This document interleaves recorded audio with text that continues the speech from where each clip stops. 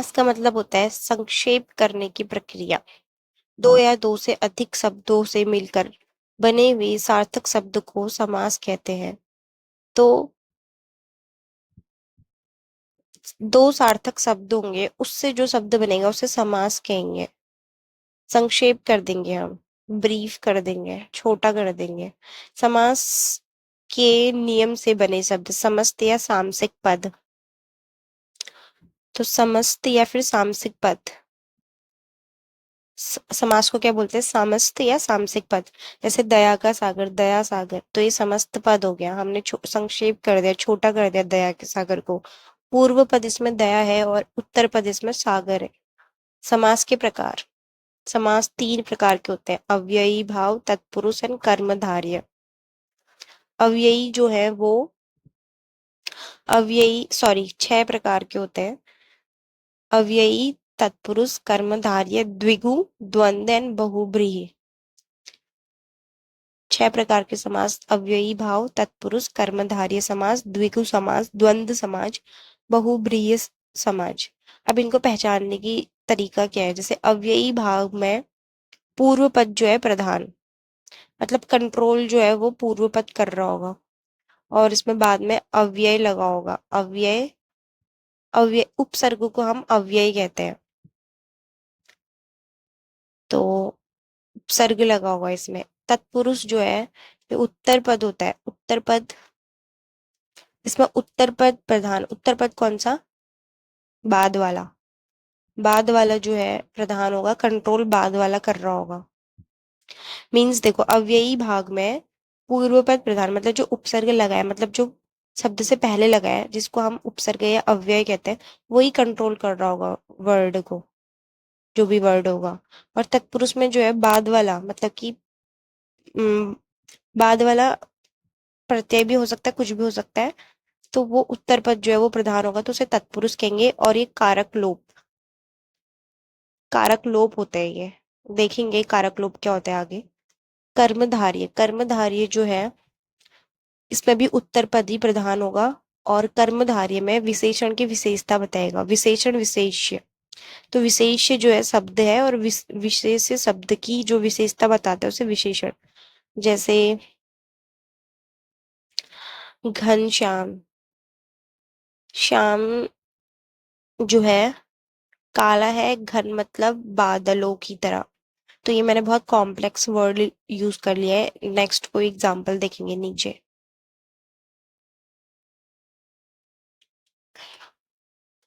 द्विगु, द्विगु जो है इसमें पूर्व प्रधान है, और ये संख्यावाचक।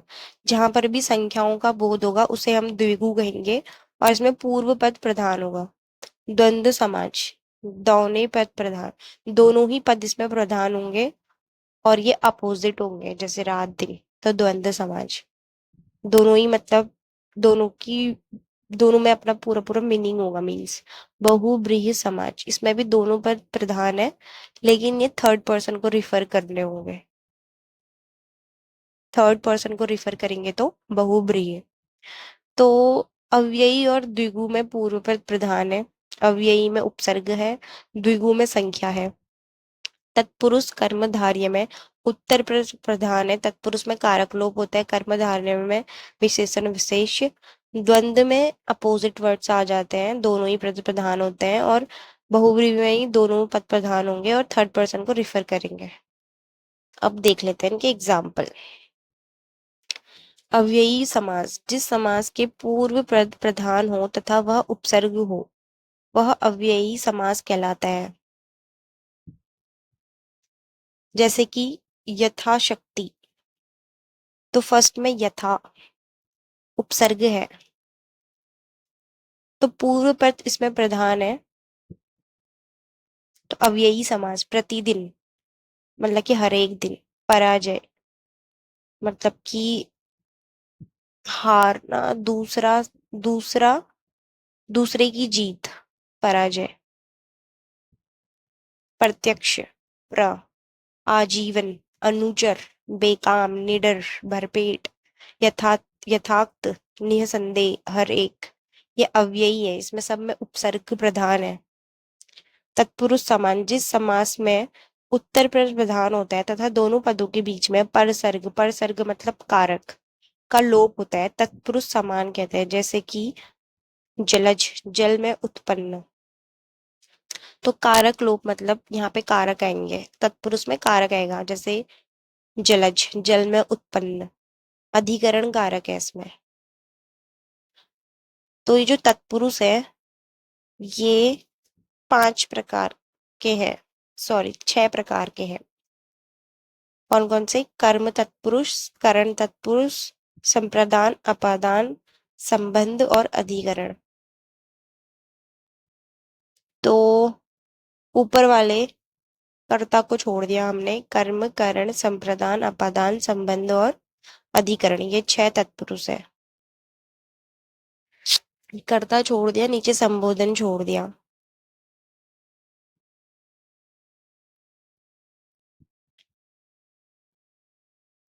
तो कर्म जो है वो जन को प्रिय, जनप्रिय, को लग गया ना, तो कर्म तत्पुरुष।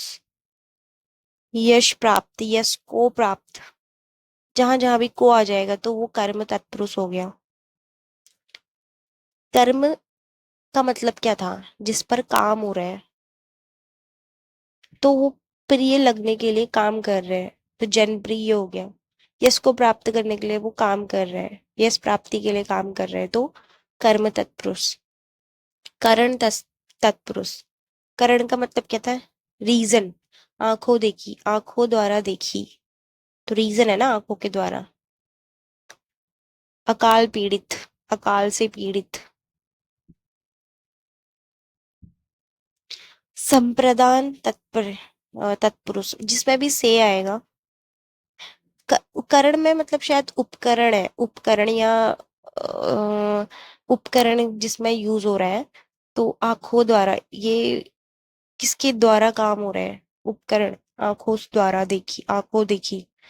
तो करण को हम उपकरण से याद रख लेते हैं कि अकाल से पीड़ित, किससे पीड़ित है? अकाल से। तो उपकरण हो गया यहाँ पे अकाल। तो करण तत्पुरुष हो गया ये, आंखों देखी, अकाल पीड़ित। करण, करण में आएगा से। संप्रदान तत्पुरुष, संप्रदान में पुण्य दान या हथकड़ी। संप्रदान में हमारा था कार्य करने, कार्य की संपन्न करने की स्थिति, पुण्य के लिए दान।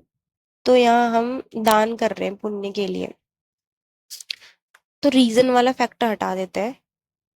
करण जो है वो उपकरण वाला है। संप्रदान में कार्य समाप्त करने की स्थिति या कुछ प्रदान कर रहे हैं हम, जैसे पुण्य दान, दान दे दिया, संप्रदान। हथकड़ी, तो हाथ के लिए कड़ी। तो यहाँ पर हम किसी को अरेस्ट करने का काम कर रहे हैं, तो कार्य संपन्न टाइप का हो रहा है, तो संप्रदान में संपन्न वाला फील आएगा। तो के लिए लगता है संप्रदान में। फिर है अपादान, अपादान तत्पुरुष में क्या होता है?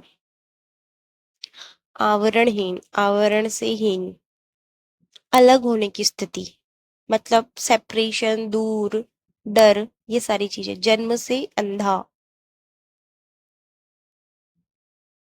तो रक्षा करने वाला भी इसमें था, तुलना करने वाला भी था।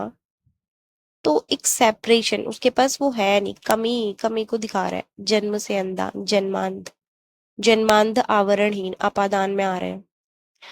और संबंध तत्पुरुष, संबंध में संबंध दिखा, क्षमा का दान। तो क्षमा का दान मतलब क्षमा का संबंध दिखा रहा है कि दान से संबंध, कि किसी को माफी देने वाला दान। देश की भक्ति, तो देश के प्रति भक्ति का रिलेशन दिखा रहे हैं देश के साथ, तो संबंध तत्पुरुष का के किए। फिर है अधिकरण तत्पुरुष, अधिकरण तत्पुरुष में पे पर लगेगा। मतलब अधिकरण में क्या होता है? आधार, जलमग्न, जल में मग्न, तो किस पे मग्न है? जल में आधार। स्थासीन, सॉरी रथासीन, रथ पर आसीन, तो आधार। मृत्युजय, मृत्यु पर जय, तो आधार क्या है? मृत्यु, उस पे जय प्राप्त करेगी, मृत्युजय। तो एक बार दोबारा से इसकी सिर्फ एग्जाम्पल देंगे। कर्म तत्पुरुष, जनप्रिय, यथा यश प्राप्त, जिसके ऊपर काम कर रहे हैं, कर्म, जनप्रिय, यश प्राप्त। करण तत्पुरुष, आंखों देखी अकाल पीड़ित, जिस उपकरण के द्वारा काम करना, आंखों देखी अकाल पीड़ित करण तत्पुरुष। संप्रदान तत्पुरुष, पुण्यदान या हथकड़ी, कार्य करने की समाप्त होने की स्थिति का बोध, पुण्यदान या हथकड़ी, संप्रदान। अपादान तत्पुरुष, अलग होना, आवरणहीन, जन्मांध। संबंध तत्पुरुष, समा का भाव, संबंध तत्पुरुष, संबंध दिखाएगा, क्षमादान या देशभक्ति। अधिकरण तत्पुरुष, आधार, जल मग्न या फिर रथासीन या मृत्युजय। ठीक है, अब देखते हैं कर्मधार्य। कर्मधार्य समास जो होते हैं, हमने पढ़ा था, उसमें उत्तर प्रधान होता है और वो विशेषण विशेष्य का संबंध दिखाता है। जैसे कि प्रिय दर्शनी, जिसका दर्शन प्रिय हो, तो दर्शिनी, देखने का काम। प्रिय क्या है? विशेषण। दर्शनी क्या है? विशेष्य। तो विशेष्य, विशेष मतलब शब्द का जो शब्द, एक तो शब्द होगा, दूसरा उसमें विशेषण जुड़ा होगा। तो कर्मधारय ऐसे समाज को कहते हैं जिसमें एक शब्द जिसको विशेष्य बोलेंगे, उसमें विशेषण जुड़ा होगा। जैसे महावीर, वीर जो है वो आदमी हो गया और वो महान है, तो ये हो गया कर्मधारय, विशेषण विशेष्य। द्विगु समान, जिसमें पूर्व प्रधान होता है, इसमें संख्या का बोध होता है। जैसे कि त्रिलोक, नवरात्र। त्रिलोक में 3 लोकों का समूह एंड नवरात्र में 9 रात्रियों का समूह। तो 9 और 3 द्विगु समास, पूर्व पद प्रधान होगा और संख्या का बोध होगा। द्वंद्व समास, अपोजिट होंगे, दोनों प्रधान होंगे। स्वतंत्र और विपरीत होते हैं, जैसे कि माता पिता, दिन रात, भाई बहन, मान सम्मान। दोनों पदों के बीच योजक, इसमें योजक लगा होगा, वो भी द्वंद। योजक मतलब हाइफन बोलते हैं उसे इंग्लिश में। बहुब्रीहि, जो बहुब्रीहि है ये थोड़ा थर्ड पर्सन को रिफर कर देता है। ये दोनों पद इसमें प्रधान होते हैं और किसी तीसरे का अर्थ का बोध होता है, तो उसे बहुब्रीहि है। जैसे कि दशानन पीताम्बर, दशानन बोल दिया हमने लेकिन रावण का बोध हो रहा है, पीताम्बर बोल दिया हमने लेकिन कृष्ण का बोध हो रहा है, थर्ड पर्सन का बोध हो रहा है। बहुब्रीहि समाज।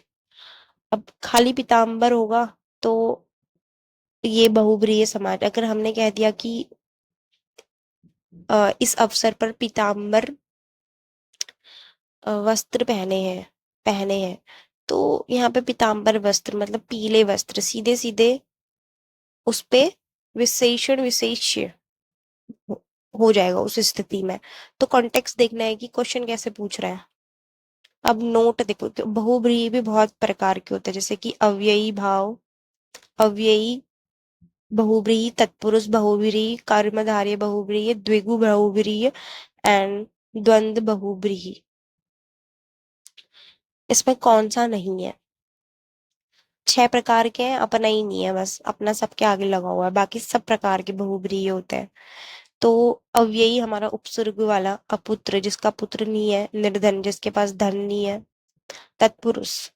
तो बहुव्रीहि आ रहा है, मतलब कि ये अव्ययी भाव क्यों नहीं है? क्योंकि अपुत्र थर्ड पर्सन का बोध हो रहा, उसके पास पुत्र नहीं है।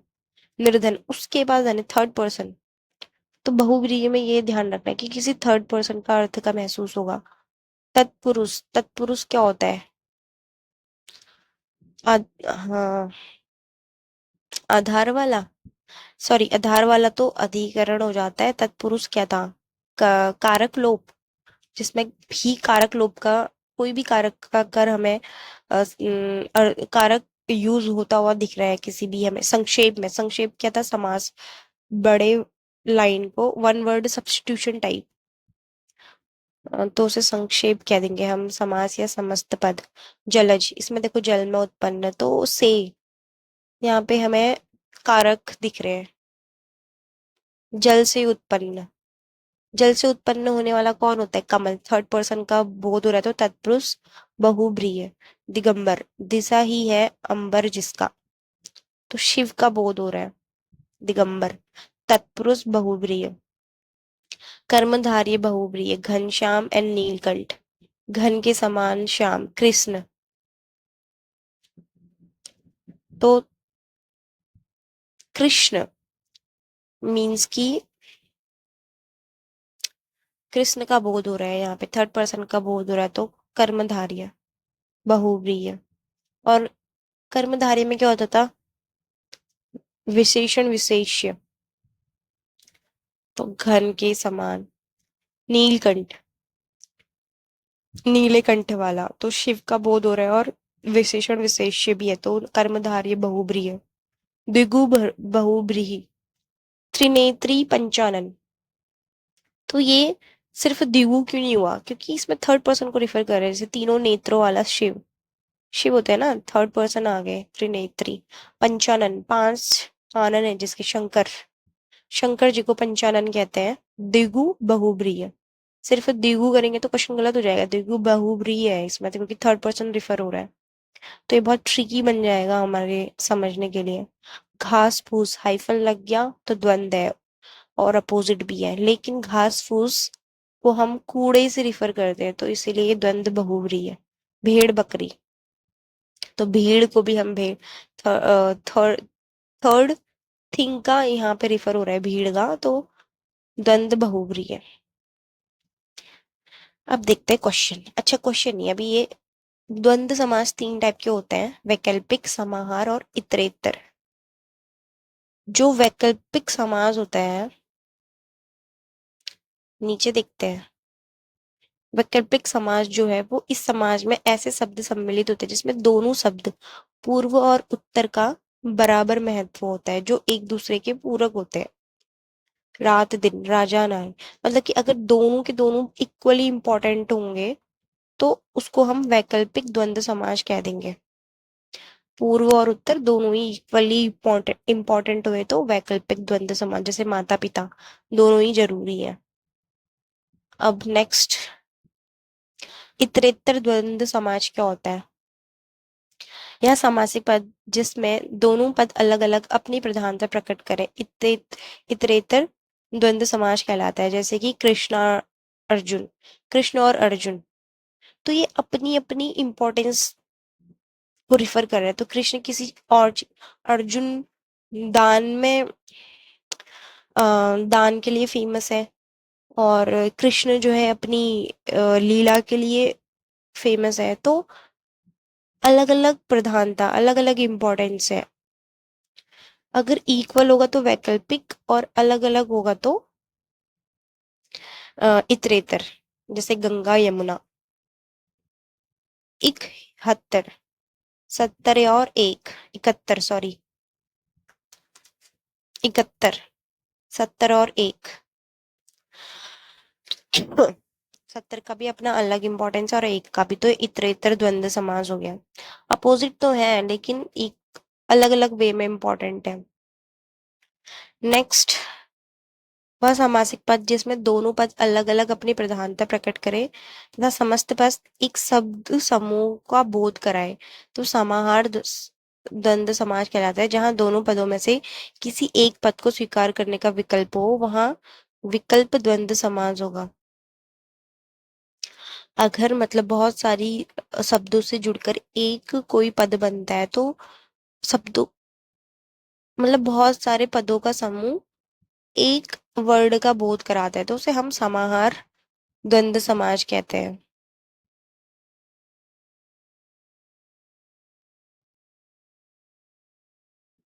और अगर दोनों पदों में से सिर्फ एक पद को स्वीकार करने का बोध होगा, तो वो विकल्प द्वंद्व समास होगा। एग्जाम्पल देखते से, प्राणी च पदौ च तेसाम समाहार, मतलब पाणी पदम पादम। तो ये इसका मीनिंग मुझे नहीं पता, बस ये याद रख लेंगे कि पाणी पदम जो है, जो ऐसे लंबे चौड़े और उसमें एक समूह बन जा रहा है, समूह का बोध हो रहा है, तो सामासिक पद। जैसे कि कुकुर च बिड़ाल च एतौ च समाहार, धेनु च व्याघ च एतौ समाहार। मतलब कुत्ते बिल्ली एतौ, इशारे शायद पशु को दिखा रहे हैं ऐसे करके, तो ये समूह से एक एक ग्रुप को दिखा रहे हैं, इसको हम कलेक्टिव नाउन में टाइप का ले सकते हैं आई थिंक। पुत्र कल्याणी एतसाम, तो सामासिक पद जहाँ पे बहुत सारे शब्दों का समूह एक शब्द को दिखाएगा तो सामासिक पद। वैकल्पिक वाला दोनों इक्वली इंपॉर्टेंट था। इतरेतर वाला दोनों अपनी जगह अलग अलग वे में इंपॉर्टेंस थे, और सामासिक वाला बहुत सारे ग्रुपों का एक उसमें बन जाएगा, बहुत सारे ग्रुप का एक समूह शब्द बनेगा। आपादान, आपादान का अर्थ था अलग होने के अर्थ में, निकलना, डरना, रक्षा, तुलना और विद्या सीखना। ना, नी, कोई कारक नहीं है इसमें, ना नी ऐसा कोई कारक नहीं होता। संक्षेप का मतलब होता है छोटा कर देना। अव्यय का मतलब उपसर्ग। उत्तर पद मतलब बाद वाला। विशेषण का विशेष्य, विशेषण क्या है सुंदरता, विशेष्य क्या है नयन। द्वंद्व, द्वंद्व को हम द्वंद्व ऐसे भी लिख सकते हैं, द्वंद्व मतलब मतभेद। कारक, कारक को हम परसर्ग भी बोलते हैं। अज का मतलब उत्पन्न। कर्मधारय में समास नहीं मिलेगा। I don't know what it, क्या लिखा है। कर्मधारय और ये पता नहीं क्या है, इसको छोड़ो। कर्मधारय और ये क्या है, बहुब्रीहि तो नहीं है कहीं। कर्मकरण, पता नहीं ये क्या है। द्विगु में रिफर नहीं होगा, लेकिन बहुब्रीहि में थर्ड पर्सन रिफर होगा। द्विगु में सिर्फ संख्याएं, बहुब्रीहि में भी संख्या है लेकिन थर्ड पर्सन को रिफर कर रही है। अंबर मतलब वस्त्र होता है। पीता मतलब येलो। कमल का मतलब जलज, पर्यायवाची है कमल का। तत्पुरुष का मतलब संबंध होता है। कर्ता ने कर्म धारण वाक्यों के साथ। ठीक है, done, we are done hair.